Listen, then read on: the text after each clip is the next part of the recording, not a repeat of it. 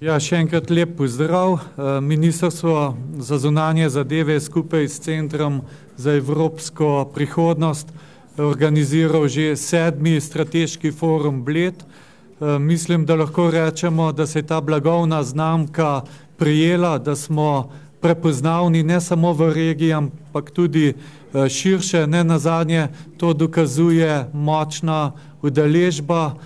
Mislim, da je bila prisotnost generalnega sekretarja OECD-ja neka posebna priložnost tudi za Slovenijo, da smo slišali iz prve roke, kaj se pravzaprav dogaja v Evropi in tudi širše v svetu.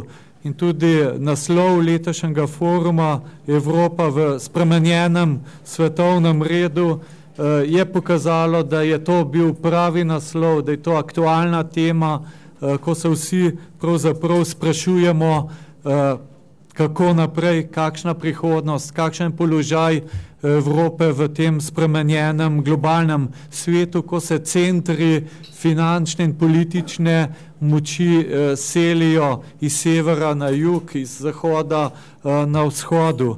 V soboto smo imeli strateški forum mladih. Mislim, da je ta forum upravičil svoje delovanje, zlasti zato, ker so mladi lahko diskutirali tudi o zelo aktualnih temah, kot je Zahodni Balkan, arabska pomlad, potem digitalne tehnologije, praktično vse tisto, kar mlade zanima in kjer bi tudi mladi želeli povedati, kako oni vidijo prihodnost sveta.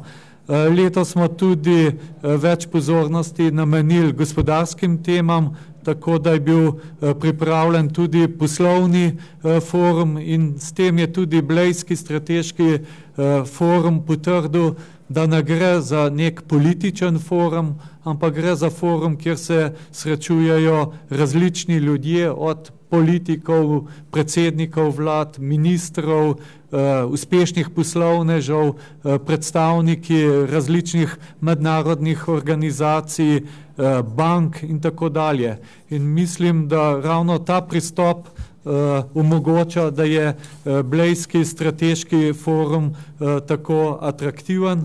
Kot rečeno, udeležilo se ga je približno 450 gostov iz več kot 40 držav in lahko tudi povem, da smo uspeli organizirati Blejski strateški forum na podlagi sponzorskih sredstev in bi še enkrat se zahvalil glavnemu sponzorju, Catererju in pa tudi BMW-ju.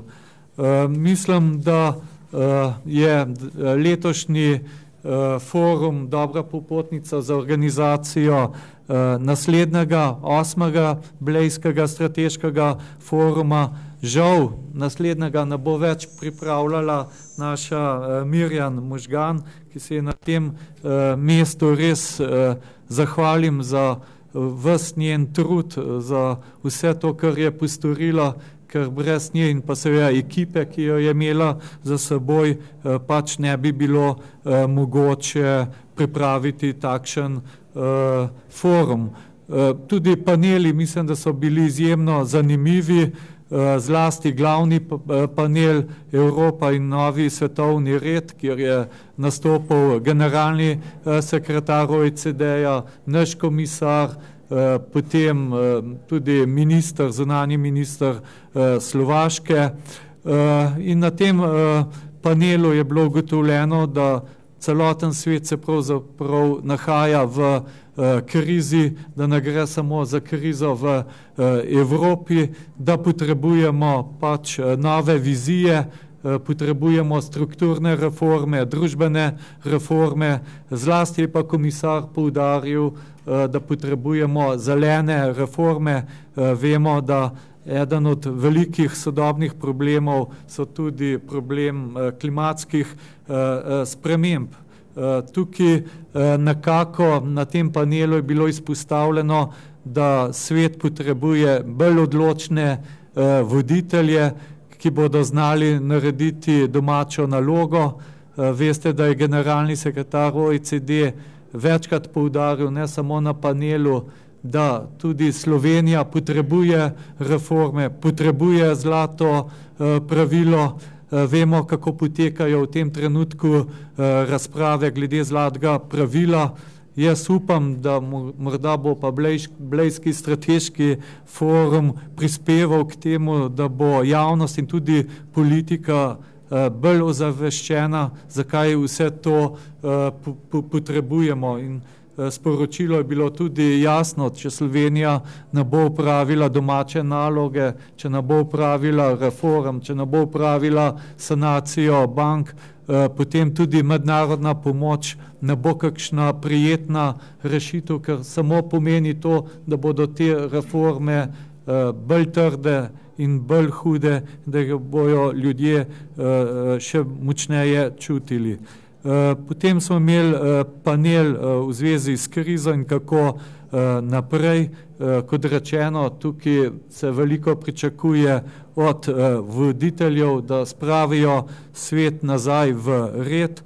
Potem na panelu arabski pomladi oziroma arabskih revolucijah, mislim, da so to spremembe, ki se nas tudi dotikajo, ker gre v bistvu za našo bližnjo soseščino in tukaj je bila pozitivna ocena pripravljenosti zlasti Evrope za podporo arabski pomladi, tej tranziciji, tej poti k večji demokratičnosti.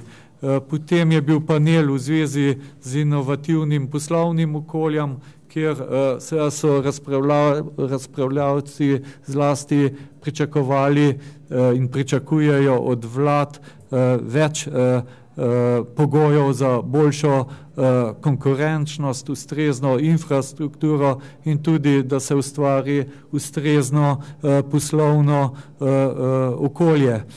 Danes je tudi tekla zanimiva razprava na panelu o kitajski vlogi pri ekonomski rasti in lahko smo iz panela tudi razbrali, da Kitajci imajo pozitiven odnos do Evrope, celo se mi zdi bolj pozitiven kot do ZDA in Japonske. Mislim, da tukaj Slovenija bi morala izkoristiti tudi te priložnosti. Mi vemo, da smo v takšni krizi, kjer domačega kapitala ni na pretek, vemo pa, da določene investicije mora Slovenija izpeljati in seveda moramo odpreti okolje tudi za tuj kapital, zlasti, ko gre za projekte, ki se nanašajo na neko strateško infrastrukturo.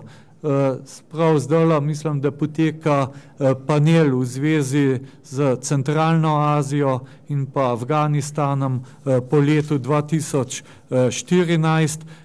Potem popoldne bo panel o Zahodnem Balkanu, kjer je pač Slovenija zainteresirana za to regijo in je tudi ena od prioritet slovenske zunanje politike. Želel bi posebej tudi izpostaviti mnoga bilateralna srečanja, ki sem jih upravil z zunanjimi ministri. Teh je bilo 8, se pravi iz Katarja, Črne Gore, Kosova, palestinskih avtonomnih oblasti, Slovaške, Makedonije, Nigerije in pa Hrvaške, tudi z generalnim sekretarjem OVSE-ja, generalnim sekretarjem OECD-ja in pa s predsednikom skupnega odbora za zadeve EU irskega parlamenta. Če se dotaknem samo nekaterih bilateral, ki so za nas posebej zanimive, bi omenil bilateralo s Katarjem. Tukaj moram povedati, da obstaja močen gospodarski in finančni interes strani Katarja za sodelovanje z Slovenijo.